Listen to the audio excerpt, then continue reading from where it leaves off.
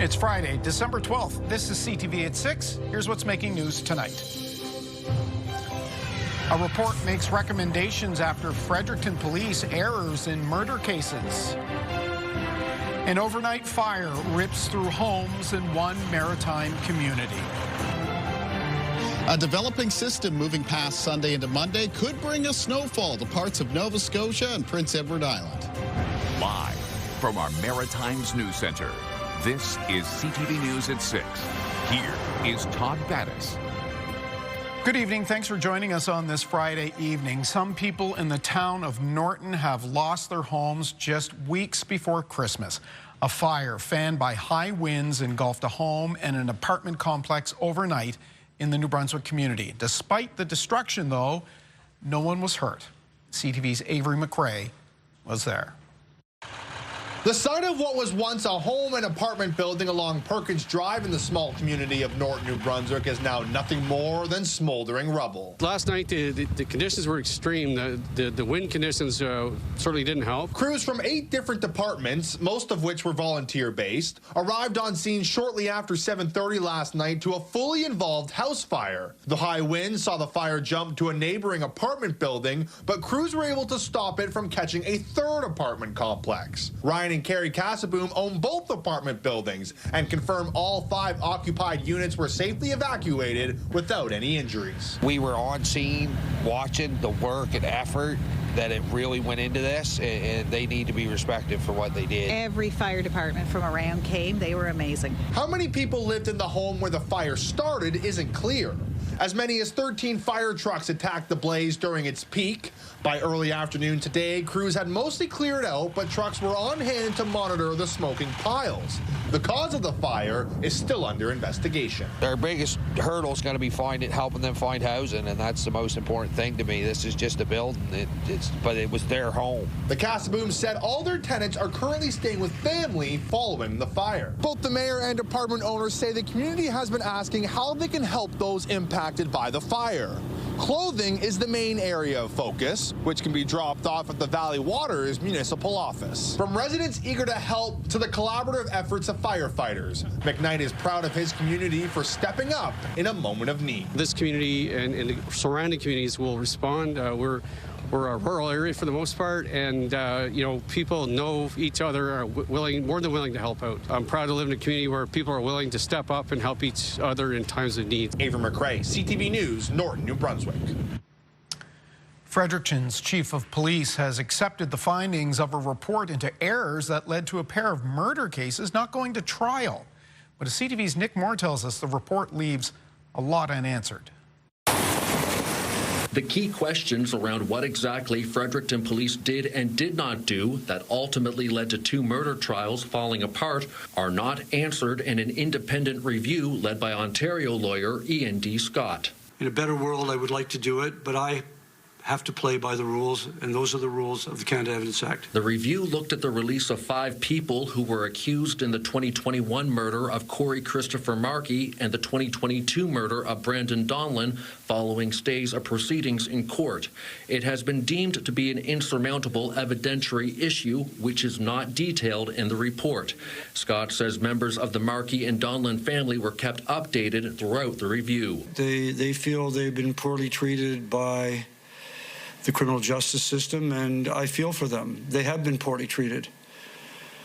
I probably did not provide them with the degree of comfort that they wanted for the reasons we've articulated beforehand about not being able to go behind the veil of the insurmountable evidentiary issue. Fredericton Police Chief Gary Forward. I accept full responsibility for the error that led to the stays of proceedings, and I recognize the profound impact this has had not only on the families, but on public confidence in our police force and the justice system. Several recommendations offered in the review focus on how police manage the collection of evidence and data. Chief Forward says he will implement all 19 recommendations made by Scott.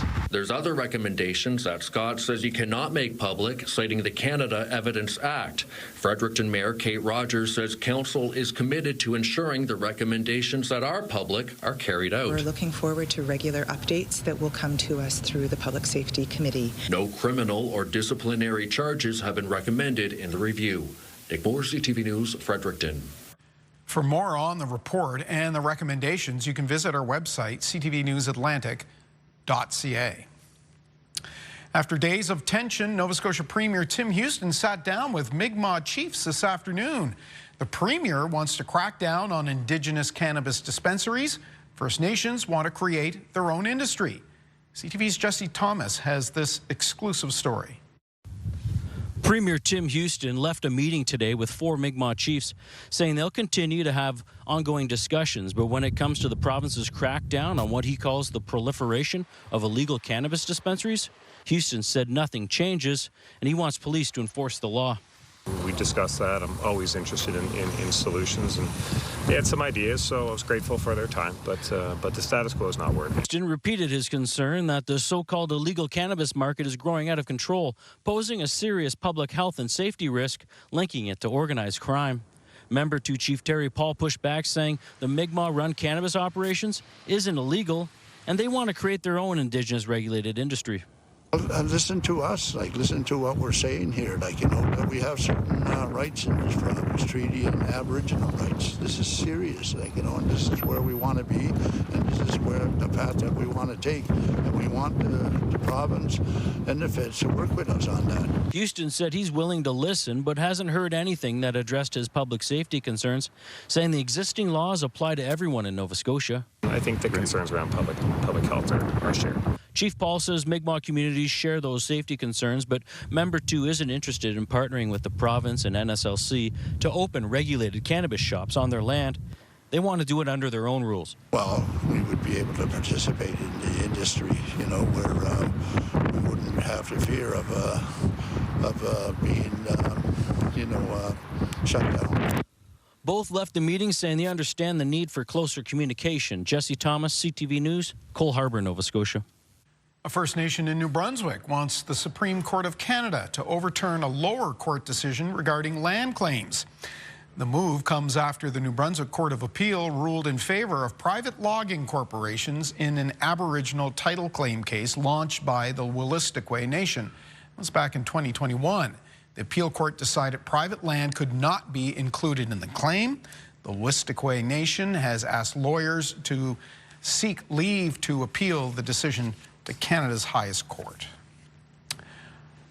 Take a look at the scene on Highway 102 in Nova Scotia near Millbrook this afternoon. Those are snow squalls that made travel treacherous.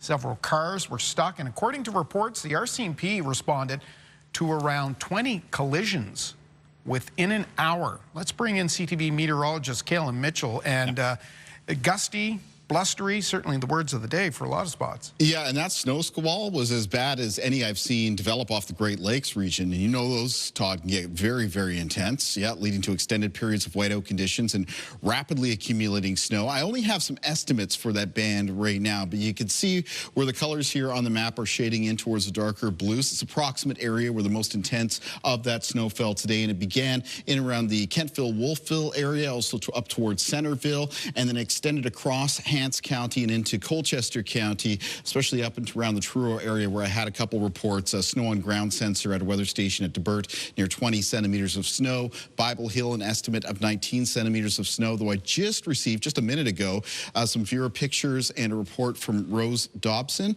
in and around the Truro area, and she estimates, and she's set a measurement as well, that the snowfall in her particular area was pretty close to the 40 centimeter mark. So that's for that intense band of snow, sort of set up shop today, creating very hazardous driving conditions. Now, there is still some snow falling through that area at this hour. However, the good news is that intense snow squall has now shown some signs that it has begun to weaken. It's kind of spread out to cover a broader area, but seeing less of the intense banding within it. And that was really what led to those whiteout conditions and that quickly accumulating snow. That situation will continue to improve as we head through this evening and tonight. This band continues to wind down. Now, up in Cape Breton, they're just starting to get into some snow squall action for some areas, especially parts of Inverness and Victoria counties. And here, as that west wind continues off the Gulf of St. Lawrence as we move through tonight, there will be a further risk of some snow squalls. Now, some watches and warnings have accompanied the snow squall activity, including a watch that still continues for Annapolis County at this hour, and warnings that extend up through Kings County, Hants County, and in towards southern parts of Colchester County. And then for Cape Breton, northern Inverness County is underneath a snow squall warning, calling for the potential for some more intense squalls to produce snowfall amounts of up to around 25 centimeters in higher elevations, and a snow squall watch continues for Victoria County in Cape Breton. Other parts of the Maritimes, Todd, are going to have to watch for the potential for some snow to return Sunday into Monday, and I'll have more on that when I'm back with the extended forecast. Okay, we'll see you a little later in the show for that. Prince Edward Island has its third premier this calendar year after a swearing-in ceremony in Charlottetown today. I, Blois Thompson, swear that I will be faithful and bear allegiance to His Majesty King Charles III and his heirs and successors. Deputy Premier Blois Thompson there was sworn in today. PEI's 33rd Premier Dennis King, now ambassador to Ireland, stepped down in February. He was replaced by Rob Lance, who resigned last night as he officially launches a bid to become leader of the province's Progressive Conservative Party. A convention to decide the new PC leader has been scheduled for the 7th of February. There was a break at the pumps today. Gas prices fell to a minimum of $1.31.5 a litre in Nova Scotia. That same litre is $1.39.8 in PEI, and the maximum price in New Brunswick now is $1.45 a litre. And there, Premier Susan Holt promised to cut the price of a litre of gas, and she seems to have found a way to do it. It comes after the Energy Board rejected an earlier attempt, but as CTV's Laura Brown reports, it raises questions. It was just 3 days ago when a staff member of Susan Holt's office discovered a way to make gas cheaper before Christmas. I'm incredibly happy that someone who was looking at the very details of the act found this opportunity, and we could move quickly on it to save New Brunswickers 5, maybe 6, maybe 7 cents come next Friday. That opportunity, using the price of what's referred to as E10 as the maximum price set by the Energy and Utilities Board. That blend of gasoline includes ethanol and is cheaper than the fuel the EUB was basing its maximum price on. And it's the type of gas most New Brunswickers now use anyway. The savings will depend on the market. Susan Holt says the move was made by Nova Scotia last year. Well, it'll come out in the end likely to the refineries, but because they're used to working on that moving benchmark, I think it's part of the cost of doing business. You could say it's their second attempt at making gas cheaper. The Holt government removed the cost of carbon adjuster on December 1st, but the EUB replaced it with another surcharge because some gas stations said they may not survive the hit on their bottom line. Those numbers are fluid. They don't stay the same. It's not a constant. So it'll be a little bit of a wait and see to see exactly how that impacts fuel prices. David Kuhn says it means New Brunswickers have been overpaying at the pumps. So we're being charged apparently for gasoline without ethanol. Now gas stations across the province have been using for some time 10% ethanol and some 15%, which is a savings which was not being passed on to the customers. So where did that money go? To that, the Premier could only say it wasn't caught until now. I wish that it had been noticed by the Higgs government or by our team at the time when Nova Scotia made the change, because I think it could have and should have been done then, and I'm really grateful to my teammate who noticed this. Laura Brown, CTV News, Fredericton. All right, that begs this web poll. We're asking, are provinces doing enough to lower gas prices? We'd like to hear from you, yes or no, and you can vote at ctvnewsatlantic.ca. A community meeting held by Nova Scotia Power turned out pretty much as you might expect, with plenty of frustration leveled at the utility for pricey bills that customers argue make no sense. The first of the series of events was held in Yarmouth, and our Jonathan McGuinness was there. With bills in hand, Nova Scotia Power customers showed up at the Yarmouth Fire Hall Thursday looking for answers. It was higher than it was last year when I was charging an electric truck and had a hot tub on it right now. So I brought my readings in, and I want to find out how they're going to update my readings. The utility has been under fire recently following a security breach that saw customers' information accessed by an unknown third party. Then, inaccurate meter readings that saw some power bills drastically increase. Officials with NSP tried to answer those questions and more at the first in a series of community information sessions that will be held around the province. We're doing everything that we can to restore our systems, and we're making great progress with that. We've also hired meter readers, and we have about 100 people out in the field who are reading meters today. Not enough, according to Ron Hines, who says the whole situation could have been avoided. This system didn't work, but it just, I don't know, kind of pisses you off with all the technology that's out there nowadays that doesn't seem to work. I am frustrated. Charles Jess would like to see a return to the way NSP used to do business. Simply that they sell their power to me by metered amount, that they read the meter and send me the bill accordingly. I'm a shareholder in the company, and I expect them to do that. That's one of the suggestions Nova Scotia Power will take away from this face-to-face meeting with its customers. Well, Todd, a few dozen people attended yesterday's information session here in Yarmouth. More events like this are planned around the province. They are in Middleton tonight, with sessions planned for Cape Breton and Truro next week. Todd. All right, thank you, John, in Yarmouth. The cost of renting in Halifax is rising faster than the national average, and that's despite rising vacancy rates. CTV's Emma Convey looks at why. Ron McFarlane and his wife sold their home when their kids went off to university. They entered the rental market. It's been 3 years now, and they're paying for the convenience of downtown Halifax. Our place it was under rent control. I think there was a government program initially, and now it's. I think our rent goes up 4 or 5% a year. So it's exorbitant when you're a senior on a fixed income. Something the association representing property owners say they understand all too well. In the beginning, when rent control was first implemented, we said this is a bad idea.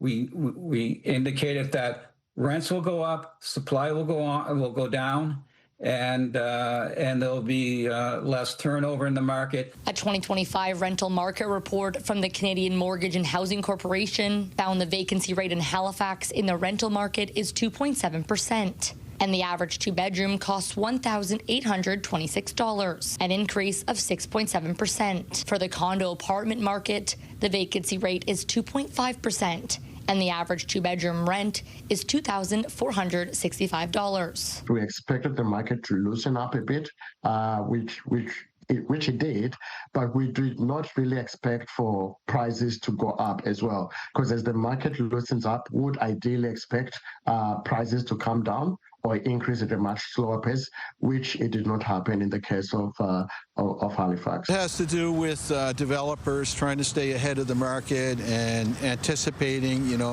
future renters, and just taking advantage of good interest rates and that type of thing to build as many buildings as possible. A few reasons: the high cost of construction and the rent cap forcing property managers to rise prices to keep up with rising costs. But supply outweighs demand. There were changes to immigration targets and allowances, which means we had a lot less international students coming to the region. But at the same time, affordability has been a key factor. Experts say that more affordable units will help ease the market, but it is still an uncertain rental market, Todd. So with uncertainty comes hesitancy to spend money. Todd. Okay, Emma Convey in Halifax, outside in the snow for us tonight. Thank you, Emma, and we will take our first break of the evening. Still to come, we'll talk about that blowing snow and the potential for more of it, as Kaylin has the full forecast. But next, one patient, one record. Have there been celebrations when things are going along well? Yes. Gone as the dated paperwork, but the new digital program, well, that's causing some headaches, and we'll tell you about them next.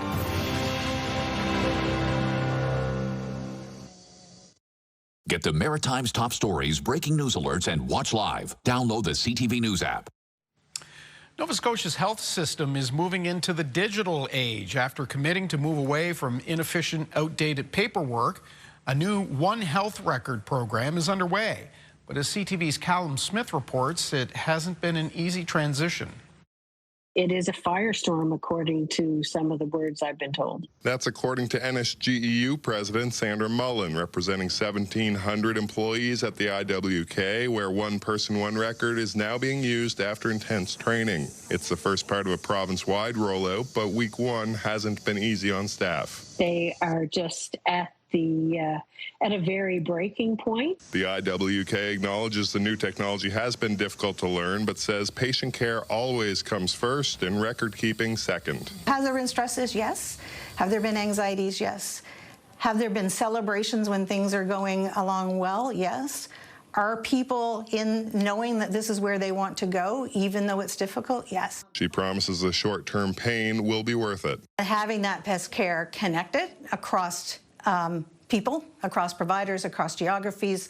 What we hear from patients is they move to place, they have to tell their story all over again. Now that's going to change. It all stems from a deal signed back in 2023, a 10-year, $365 million provincial contract with Oracle Health Canada to design, develop, implement, and support the rollout. In the old days, we would have to print off pieces of the chart, we would have to photocopy them, we would tuck them under the patient's feet when they were in the ambulance. That too will change. If you have a critically ill individual, child at IWK, that information is streaming right into the clinical record, which allows clinicians to be able in real time to monitor patient trends and those types of things. Streamlining where data is kept, ensuring healthcare providers are up to date sooner and patients aren't repeating their story. The Central Zone, including Halifax, is next, with one person, one record to be implemented in May before launching province-wide by the end of 2026. Callum Smith, CTV News, Halifax.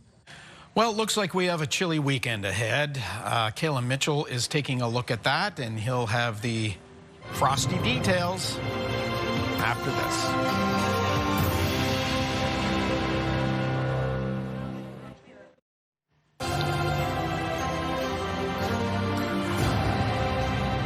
Downtown Halifax, looking at Argyle Street, and it says -3. Yep. Now, I'm guessing anybody who was in downtown Halifax today and maybe home watching us tonight is saying, but Kalen, how can that just be -3? And you reply, well, it's because it's the wind that gets you.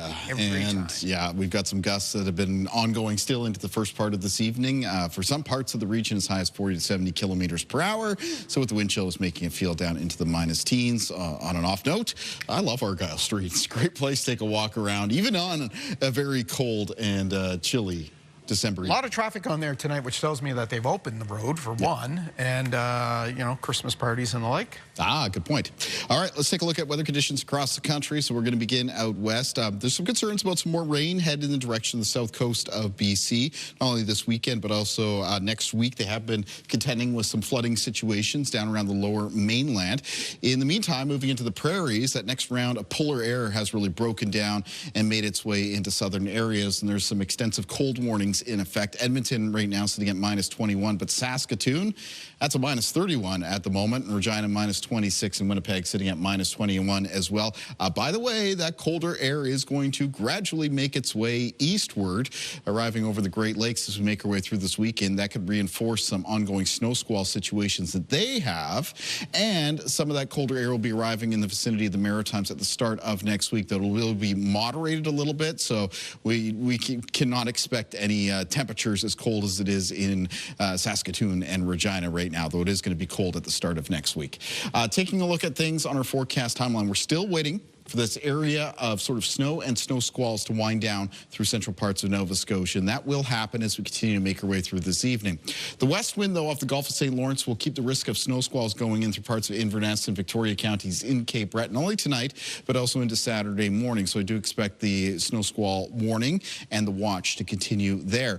As for the rest of the day on Saturday, it's a mix of sun and cloud. The winds will have diminished compared to today, but they'll still be breezy around the region, and it will be chilly.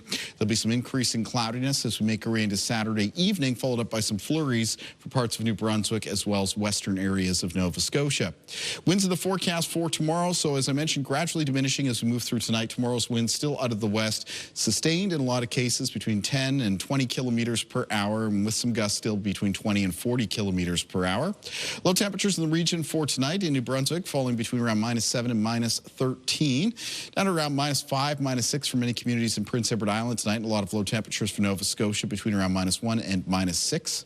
Highs in the forecast for tomorrow in the north of New Brunswick between -3 and -5 with a mix of sun and cloud. Central and southern areas of New Brunswick with high temperatures between -2 and -4. Increase in cloudiness late in the day, and then those flurries showing up Saturday evening and night. Prince Edward Island with high temperatures for most communities, looking at -2 for Tignish and Summerside, -3 for Charlottetown for tomorrow, then -2 at St. Peter's Bay and Surrey. Mix of sun and cloud, bit of a blustery west wind still, not as gusty as it was today. Cape Breton tomorrow with high temperatures between -2 and 0. There'll be that risk of some further snow squalls, at least for Saturday morning. Northern Inverness County as well as Victoria County, especially up into the Cape Breton Highlands. For the North Shore and Eastern Shore of the mainland of Nova Scotia, high temperatures between -1 and +1. In northern and central parts of the province, high temperatures between -2 and +1, maybe just getting onto the plus side of the scale. Areas around the Atlantic coastline, including Musquodoboit Harbour, Halifax, Upper Tantallon, down towards Chester and Lunenburg. Continuing down the south shore of Nova Scotia, up to around 2 degrees for Liverpool and Shelburne for tomorrow, as well as Yarmouth in the southwest, and then the Annapolis Valley a little bit chillier with a high temperature of around -1. Have to talk about the end of the weekend on Sunday. There's a couple weather systems coming through. There's a weaker low directly out of the west, and then a coastal low pressure system making its way up the eastern seaboard. May bring parts of the Maritimes a more widespread snowfall, mostly Nova Scotia during the day on Sunday, with the potential of some snowfall amounts of around 2 to 5 centimeters. Flurries for New Brunswick and Prince Edward Island. And then further snowfall is possible for Nova Scotia and PEI, especially in the east of PEI, as we move through Sunday night into Monday. Ballpark it right now, totals for Nova Scotia, Sunday through Monday, 5 to 15 centimeters, and eastern PEI, maybe 5 to 10 centimeters. Keep an eye on that forecast, though. Check in on it a couple times this weekend, because if that coastal low develops quicker, then those snowfall amounts could come up. In the 7-day forecast for New Brunswick, we've got flurries in the forecast for both Sunday and a chance of flurries on Monday of next week. It's colder on Tuesday. After that, a mix of sun and cloud Wednesday and Thursday, and a chance of flurries on Friday. For Nova Scotia, as we just talked about, some periods of snow developing on Sunday, but some further snow also possible Sunday night into Monday. After that, it's colder conditions on Tuesday with a mix of sun and cloud. Mix of sun and cloud chilly Wednesday and Thursday of next week, followed by a chance of flurries. And for Prince Edward Island in the forecast coming up for the weekend on Sunday, flurries, but may turn over to some periods of snow Sunday night into Monday. It's colder on Tuesday with a high temperature of around -6, a mix of sun and cloud Wednesday and Thursday, and a chance of flurries on Friday of next week. Todd. Very good. We'll see you for the Wake Up later in the show. Next, politics professor Alex Marlin has a new book on the practice of crossing the floor, just as another conservative joins the Liberals. So we'll have him on to talk about that. Then it's The Scene. Hi, I'm Heather Young, and I'm a filmmaker from Halifax. My feature film, There will be screening this weekend, Sunday at 4 p.m. at Cineplex Park Lane, and I'll tell you more about it coming up.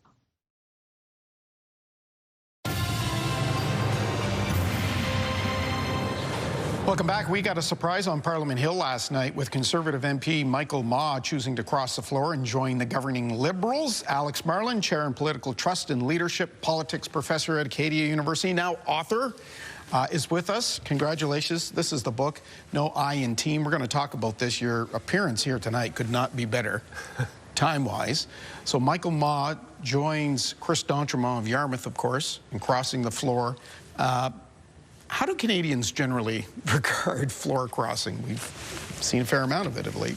Yeah, well, so we've just seen these two Conservative MPs go over and join the Mark Carney Liberals. And, you know, it really varies. Like, sometimes what happens is constituents get absolutely irate. They get really angry because when they vote, they're thinking about the leaders, they're thinking about the parties, and then all of a sudden, why should it be up to their representative to make the decision? And some people say, these people should resign, there should be a by-election. And then there are other times where people say, good for you, like, I'm glad you left, you know, there's a matter of principle, or you weren't being treated properly, or we're going to get more out of this, and etc. So there's no real one uniform way that people react to these things. This might be naive, but it seems like the only requirement to join another party, to cross the floor, is to be an MP. Is there any vetting that goes on? Is there any concern that, I don't know, maybe Michael Maw isn't the right fit for the Liberal Party of Canada? Certainly there must be some ideological differences because he was a Conservative for so many years. We don't really seem to get the gist of any of that. It's just that, yay, he's coming to us. Right. So usually what happens, and I know this because of the research that we did, which involved interviewing 90 political staffers, political leaders, floor crossers, parliamentarians right across the country, among other research. And what happens is there's actually conversations that are happening behind the scenes. So what we are not seeing is that in the lead up to crossing the floor, there are emissaries who are going back and forth, having conversations, feeling things out, trying to figure out if it's a good fit, what does the person want to, what is being offered. And eventually it climaxes with a meeting of the leader or often a phone call with the leader. It's only once everybody else has kind of sorted out the goodness of fit, because there are instances where they have conversations and it falls apart. Right. It must be electric behind the scenes on Parliament Hill right now, because we know the Liberals are one now away from a majority, and we understand, listening to Mr. D'Entremont and Mr. Ma, that you know, the field is ripe now to go after other conservatives and maybe others, you know, on the sidelines waiting to cross the floor. Yeah. So politics is really hard to predict. And so the best way to kind of anticipate what's coming is to draw upon history. And so the research that I've done tells me the following, which doesn't mean it's going to happen. But the first thing is that all of a sudden now I would say that any conservatives who were possibly thinking about crossing the floor, they're thinking about it even more than ever now. Okay. And any Liberals who are reaching out to conservatives are now even more motivated than they were before. Here's an element that people aren't maybe aware of. Over the Christmas holiday season, lots of politicians kind of reflect on where they are. They have conversations with their family. They try and anticipate what they're going to do. And anybody who's thinking of leaving politics or making a career move, they will often announce it in January anyway. After they take their walk in the snow? Kind of, depending on where they are in Canada. But so the point is that we should anticipate that there are going to be people who are thinking about it over the Christmas period, and I would put money on it that we're going to see at least one more floor crosser. Okay. You write in the book, and it's really interesting, that there are positives and negatives, not only for the parliamentarian, but for both parties involved when someone crosses the floor.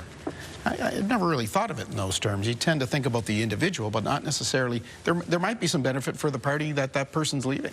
Yeah, totally. So what happens is sometimes when people leave, they're actually troublemakers. They're causing all this trouble. And, you know, I came across one instance where somebody crossed the floor and a staffer bought a bouquet of flowers and mailed it to Justin Trudeau's office and said, here, that's a congratulations note. We don't want this person in our caucus. I don't get the feel that Pierre Poilievre's team is sending any flowers these days, though. You have to go back to Confederation, just before Confederation, to find the first person across the floor, and it happened to be Nova Scotian. Yeah, 1868. And so the thing to keep in mind is back then, when you look into history, how awful things were. And so we think about, you know, how toxic social media is, how hard it must be to be a politician. But back then, this floor crosser, he changes sides, and he goes back to his constituency and he gets pelted with eggs. I mean, that's not good. I thought social media was tough. Yeah. Alex Marlin, the book is No I in Team, tremendous research. Thank you very much. Thank you for coming in. We'll see you next time. We will take a break. We'll be right back.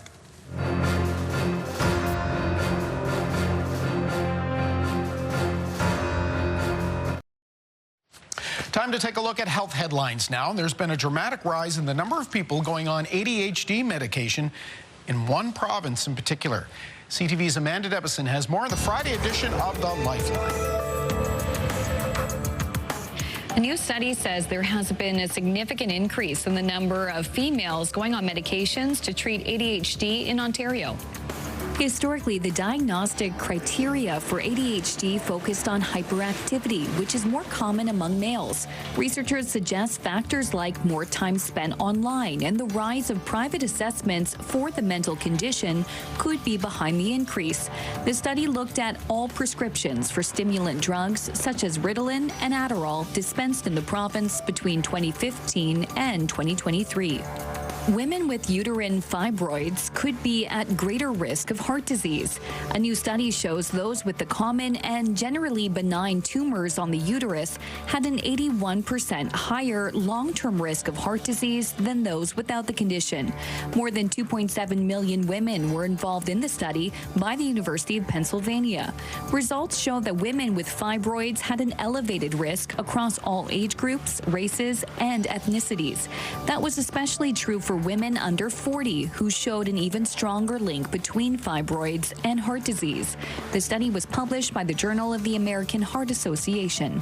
Finally, flu season is ramping up across the country, and health experts are urging people to get vaccinated. When we look at how good the vaccine is this year, I have to acknowledge that it's still really good. It's still the best we have, but one of the three components of the vaccine doesn't work as well as we'd like it to work. That doesn't mean it doesn't work. It still does. It still provides some protection, just not as much as we would like. And there's two other components of the vaccine that work very well. So still extremely important to get a flu shot. According to the latest data from Health Canada, there were nearly 3,700 confirmed flu cases across the country in the week ending on November 29th. That's up from roughly 2,400 the week before. With Health and Medical News, I'm Amanda Devison for the Lifeline.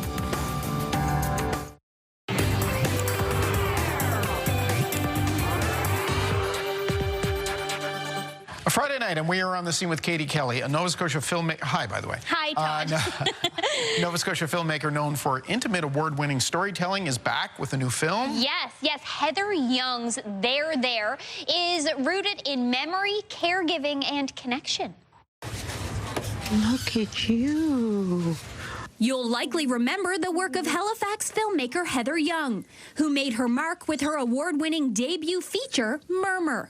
Even though my films are fictional, I like to kind of include documentary elements in them as well, in the hopes of kind of increasing the authenticity of the characters. Now she's back with her second feature film, There There, a project rooted in personal experience. Well, it kind of started with really wanting to tell the story of my grandmother. There There tells the parallel stories of two characters, an older woman starting to experience dementia and a younger woman, unexpectedly pregnant, who becomes her caregiver. Can you tell me the name of the city?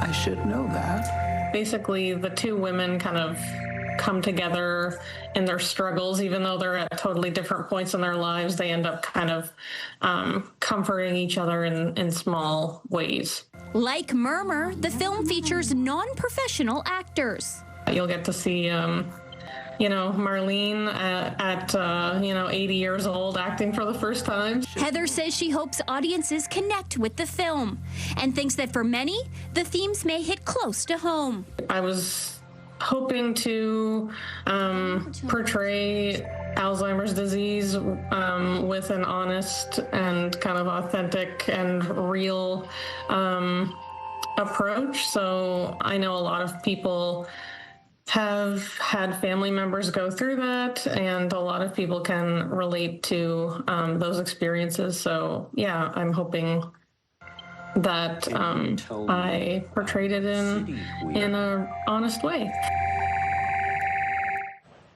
Murmur premiered at the Film Fest, the Atlantic Film Fest a few years ago. Incredible movie, so no doubt this one will be fantastic as well. Beautifully shot. Her work is amazing. So There screens this Sunday at 4 o'clock at Cineplex Park Lane.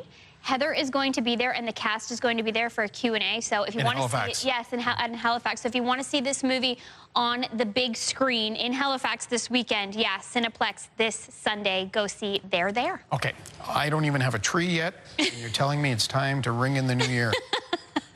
Well, we're getting there, Todd. It's only a few weeks away. And the Halifax Regional Municipality is inviting everyone to a free New Year's Eve celebration at Grand Parade. Fans can enjoy music from Scratch Bastard, Jordan's new band called Lane Hall, and and Jupiter rain. Then countdown to midnight with a fireworks finale. The celebration runs until 12:30 with free extended Halifax transit service throughout the night. Yeah, that would be a good show. Yeah, really good. A lot of energy on Grand Parade. Okay, big news for fans of the Crave series heated rivalry. Yes, so after a record-setting debut, the spicy hockey romance has already been renewed for season 2, just weeks after its premiere. Shane Hollander, I wanted to introduce myself. Okay. The series became Crave's #1 original, with viewership jumping nearly 400% in its first week. Based on Halifax author Rachel Reed's best-selling Game Changers book, the Canadian-made series is being called steamy, addictive, and a cultural moment.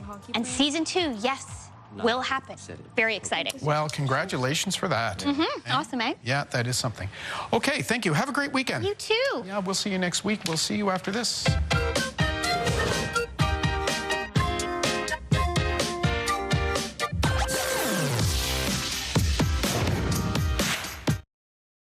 This yo-yo week for the Dow Jones ended with the markets trading down 245 points on this Friday. We got some news about the new high-speed rail that's going to be built in Canada. It's going to be 3 years before we see anything move. B&M's Bloomberg's Marilla Fernandez has some details on that. Shovels will be in the ground in 2029. The first track will run between Ottawa and Montreal. But eventually, the high-speed line will run 1,000 kilometers from Toronto to Quebec City. Ottawa announced the new Alto line last winter, saying it will cut travel time in half, with trains moving at 300 kilometers an hour. The cost of the rail project pegged between $60 and $90 billion. Here are the closing numbers for the day. The Canadian dollar is down to 72.63. West Texas Intermediate crude down to 57.24. Western Canadian Select down to 44.06, and the TSX dropped 133 points, ending the day at 31,527. Those are your business headlines. I'm Marilla Fernandez. Okay, Kaylin, here's your last shot for the week. Yeah, thank you, Todd. It's cold out here. We've got a light snow that's falling at the moment, and as we take a look at our viewer picture for tonight, instead of a snowy one, this features some sunshine. This is from Barbara Kenny. It's coming in from Trackety, New Brunswick. We've got here is a circumhorizontal arc. That's a sun halo. And on both sides of that arc, you can actually see some sundogs. On those are those brighter points on each side of the sun. So I want to thank Barbara very much for sharing that with us. Trackety for tomorrow in New Brunswick, a mix of sun and cloud with a high temperature of around -3. Day planner for tomorrow across the Maritime region. We do start off this in the morning with still a risk of some snow squalls in parts of Inverness and Victoria counties in Cape Breton. Morning temperatures several degrees below zero for most of the Maritimes. And in the afternoon, it'll be a mix of sun and cloud. And chilly temperatures, most of the highs between -6 and 0. Winds will be out of the west, so they'll be a little bit lighter than they were today. That's the good news. And then, of course, watching for some snow on Sunday. Todd. Kaylin, do you like the idea of winning lots of money? Yeah, who doesn't? Listen to this. Finally tonight, it's lottery jackpot mania south of the border. Saturday's Powerball jackpot in the U.S. is worth an estimated $1 billion. This will be the 14th time a U.S. lottery hit at least $1 billion. The first jackpot over $1 billion was back in 2016. It used to be that jackpots never hit that amount, but in the last 5 years, it's happened 12 times. Now, one reason is the ticket prices. They've gone up in the U.S. over the last 13 years. That's our look at the day here at home. Bruce Frisco will be here at 11:30 with the late update. CTV News Atlantic.ca has our weekend reporting. We leave you tonight at the Country Christmas display in Bible Hill, Nova Scotia, with the names of everyone who brings you your newscast. I'm Todd Battis. I'll see you Monday. Have a great night.